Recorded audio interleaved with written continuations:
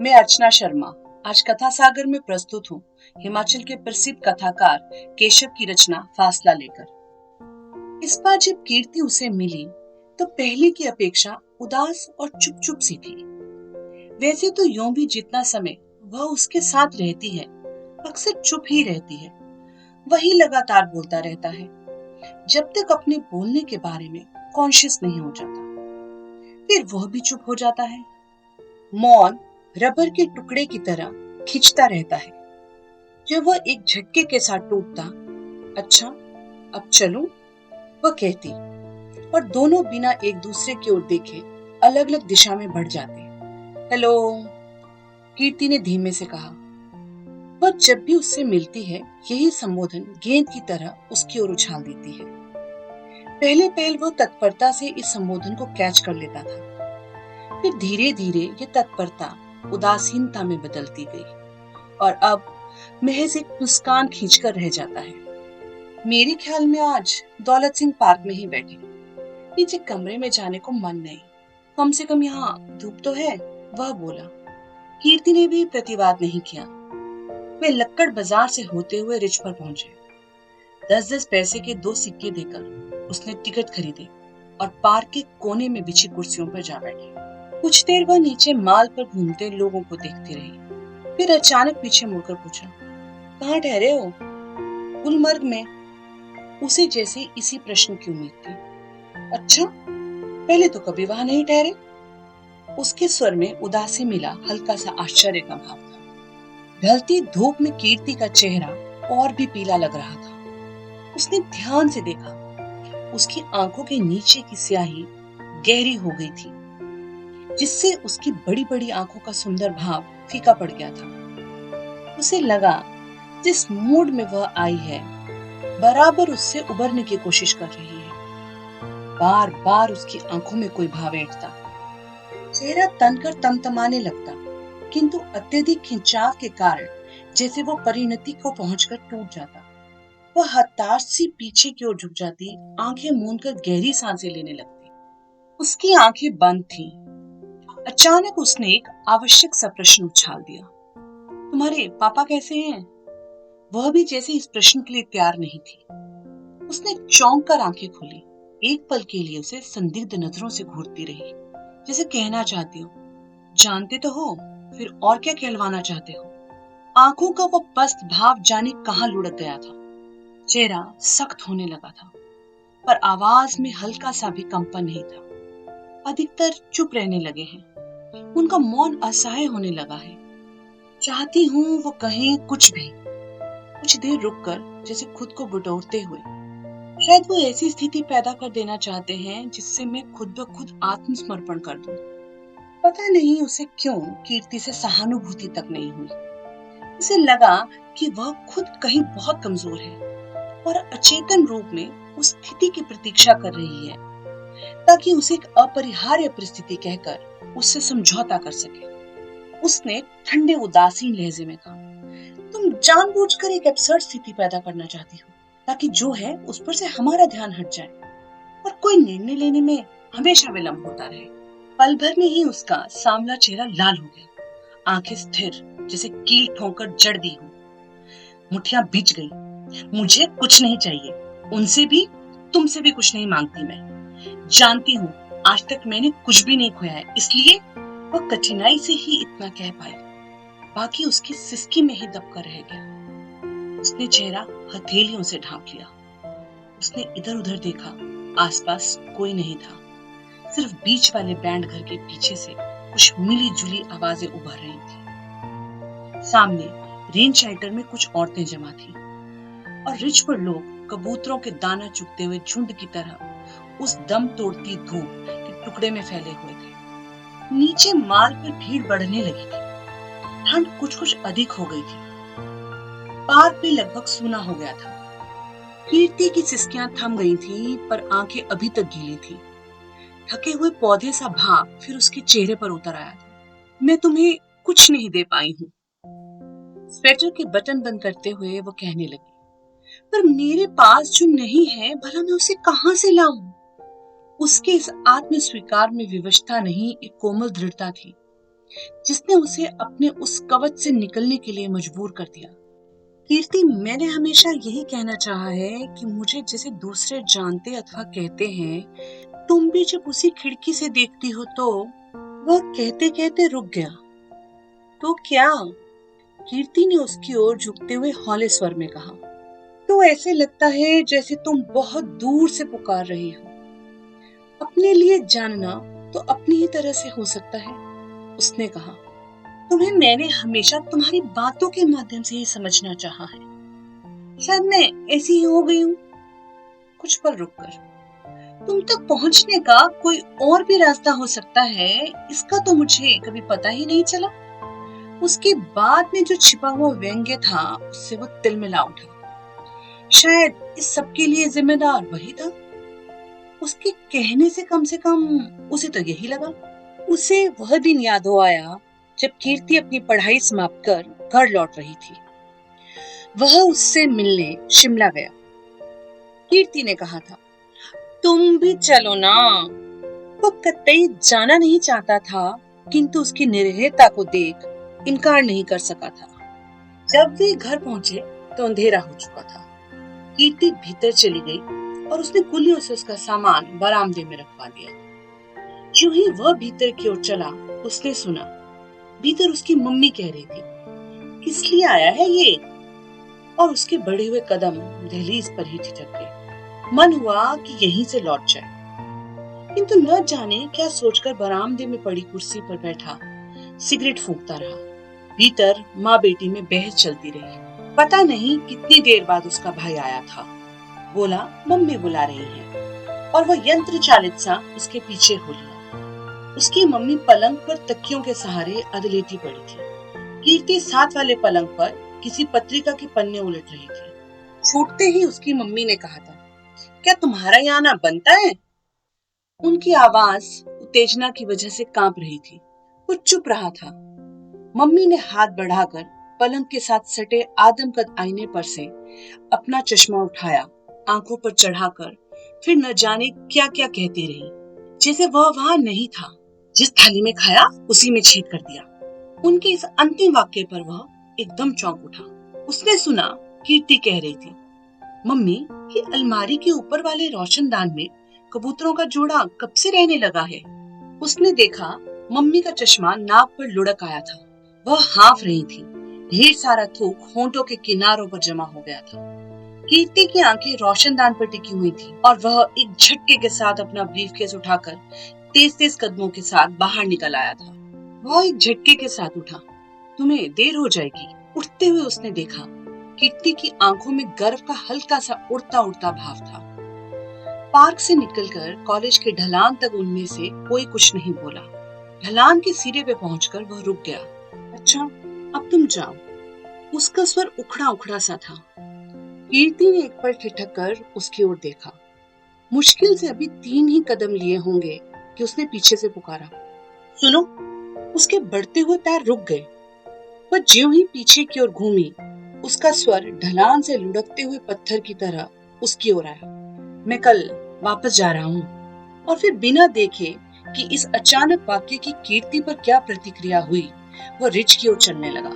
इस बार वह शिमला एक इंटरव्यू देने आया था।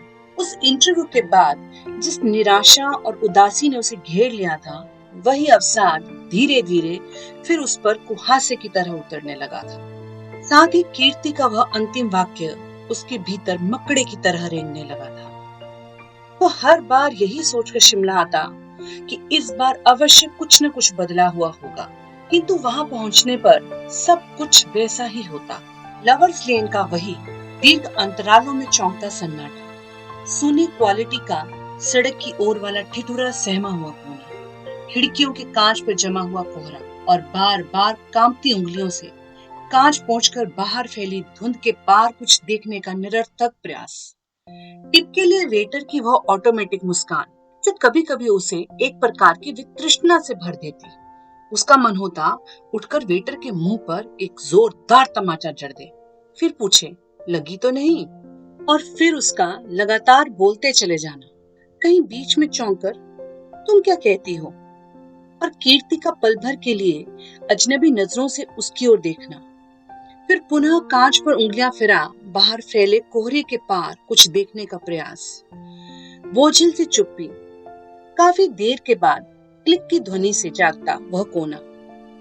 लगता है इस बार असमय ही बर्फ पड़ेगी, कहकर यंत्र चालित सा कोट के बटनों की ओर झुकता कीर्ति का हाथ। इस भ्रम में पहले पहल वह बिना किसी कोशिश के ही रह लेता था, किंतु अब कदम कदम पर एक तोड़ देने वाली कोशिश करनी पड़ती है।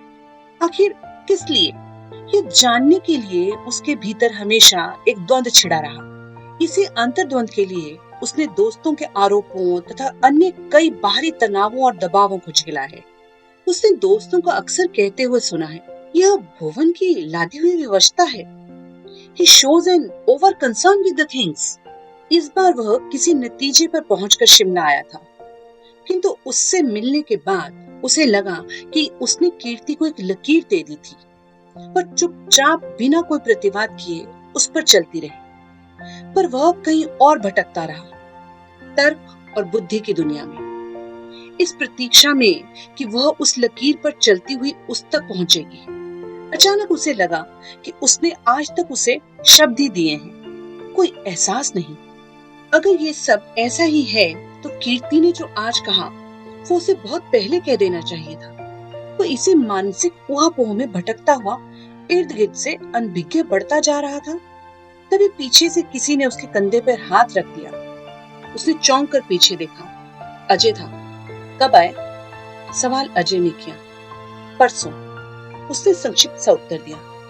लगता है कीर्ति से मिलकर आए हो। और उसके उत्तर से पहले ही बोला, घर से आ रहा था, कीर्ति रास्ते में मिल गई। उसे देखकर लगता था कि आपके बीच आज फिर कुछ हुआ है। वह चुपचाप उसके साथ चलता रहा। कहाँ जाने का इरादा है? उसे चुप देख अजय ने हंसते हुए पूछा। कॉफी हाउस ही ठीक रहेगा, उसने सुझाव दिया। कॉफी हाउस पहुंचने तक उन दोनों के बीच कुछ औपचारिक बातों के अलावा और कोई बात नहीं हुई। अपने लिए खाली टेबल ढूंढकर बैठते ही अजय ने 2 कॉफी का ऑर्डर दे दिया। हाँ, तो अब कहो। अजय की आदत है कि वो बात शुरू करते ही गंभीर हो जाता है, फिर इधर उधर की बातों के लिए उसके साथ कोई गुंजाइश नहीं रहती। वो उसे एक अरसे से जानता है। उसने अजय को कठिन से कठिन परिस्थिति में भी चेतन और समझ से काम लेते हुए पाया है, इसलिए वो निरंतर बनने की सीढ़ियां तय करता रहा है। उसे वह दिन खूब याद है जब अजय की मां की मृत्यु हुई थी। तब वह उसी के कस्बे में रहता था। अजय रोया नहीं था। धीरे धीरे कस्बे का हर कोना फुसफुसाने लगा था, दूसरी माँ है ना, उसे नहीं चाहती होगी, इसलिए नहीं रोया। फिर भी वह जहां भी जाता लोग उसे आंखें सिकोड़ कर घूरते। उनके होंठों पर शब्दों का एक थक्का फिसल फिसल आता, किंतु अजय इन सब बातों से परे था। अजय उससे बेताशा कहता गया था। लोगों के लिए रोना एक परंपरा है। वे इसलिए नहीं रोते कि उनका कोई अंग कट गया है, बल्कि इसलिए कि उनके लिए कुछ करने वाला मर गया है। They reap the sentiments. वे चाहते हैं कि मैं भी उन्हीं की तरह एक गिरगिट हो जाऊं और एक दिन उसके कंधे पे सिर रखे माँ की मौत पर वह घंटों सुबकता रहा था। उनके बीच का सब उसे भली भांति मालूम था। वैसे भी अजय के साथ भूमिका बांधने की विवशता नहीं होती। बात तो कहीं से भी शुरू कर दो, वो उसके मर्म को पकड़ लेता है। कॉफी आ गई थी। घूंट सिप करते हुए उसने कहना शुरू किया। आज कीर्ति के जाने के बाद एकाएक मुझे लगा कि मैं आज तक जितना वक्त भी उसके साथ रहा हूँ, कभी सहज नहीं हो पाया हूँ। एक दूरी हमेशा बनी रही है। सबसे बड़ी बात तो यह है कि मैं जब भी उसके साथ होता हूँ, उसकी उपस्थिति के बारे में कॉन्शियस रहता हूँ। कहकर वह अजय की ओर ढूंढती हुई नजरों से देखने लगा। अजय उत्तर देने में कभी वो उतावली नहीं दिखाता। वो कुछ देर गंभीर मुद्रा बनाए सोचता रहा, फिर सुलझे हुए ढंग से बोला, औरत के सामने जब तक आप मर्द बनकर नहीं आते, वो हमेशा आपके बारे में संदिग्ध रहती है। उसका समर्पण अधूरा रहता है। लेकिन मेरे सवाल का जवाब? बताता हूँ, तुम इतने अधीर क्यों हो जाते हो? अजय ने उसे बीच में ही टोकते हुए कहा। यह 2 अलग अलग स्तरों की कॉन्शियस है। एक वह जिस पर तुम हो, और दूसरा वह स्तर जिस पर कीर्ति रहती है। तुम अपने स्तर से उतरना नहीं चाहते और उसमें उठने की सामर्थ्य नहीं है। इस तनाव के बीच सहज हो पाना मतलब कहाँ तक संभव हो सकता है? बिल्कुल ठीक। उसने अजय से पूर्ण सहमति प्रकट की। किंतु मुझे हैरानी इस बात की है कि आज तक मुझे ये बात क्यों नहीं सूझी। सूझेगी कैसे? अजय के स्वर में व्यंग्य का पुट था, जो उसके लिए न होकर उस स्थिति के प्रति अधिक था। कब तक हर बात को तर्क की सांड पर रखकर तराशते रहोगे? तर्क तो इतना बेरहम होता है कि वो कोमलता का जो भावना का स्वभाव है, ऑपरेशन कर देने में भी नहीं हिचकता। कुछ पल दोनों के बीच मौन छाया रहा, जैसे दोनों अपने अपने में स्थितियों को तोड़ रहे हों। यह तो हमारी बात है। अजय ने फिर बोलना शुरू किया, पहले की अपेक्षा दृढ़ किंतु बहते हुए स्वर में। तुम तो अपनी कहानियों में दूसरों के भीतर की तस्वीर खींचते हो, उन्हें कटघरे में ला खड़ा करते हो, उनकी आवाज तक बन जाते हो। फिर अपने भीतर की तस्वीर खींचते हुए तुम्हारे हाथ कहाँ भटक जाते हैं? उसने सोचा, कहे जिंदगी में सब बातों के हल जरूरी नहीं होते।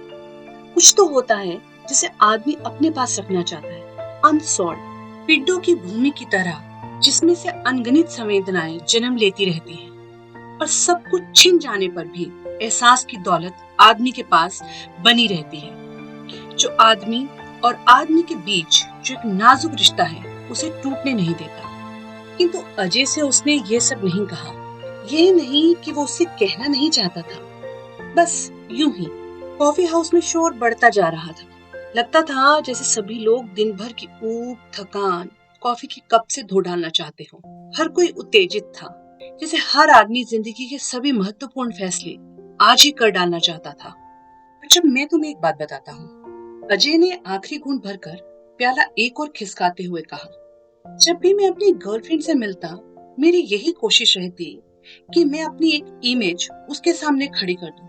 इसके लिए मैं अपनी सारी आरोपित ग्राह्य बौद्धिकता को तर्क सहित उस पर बड़े गर्व से फेंकता रहता, जिसने उसमें हीनता का भाव भरकर उसे हमेशा के लिए नाकारा कर दिया। वो कुछ पल रुका, इधर उधर देखा, फिर मेरी ओर झुककर तंद्रा सी में बोला, and one day I found that she takes me as granted.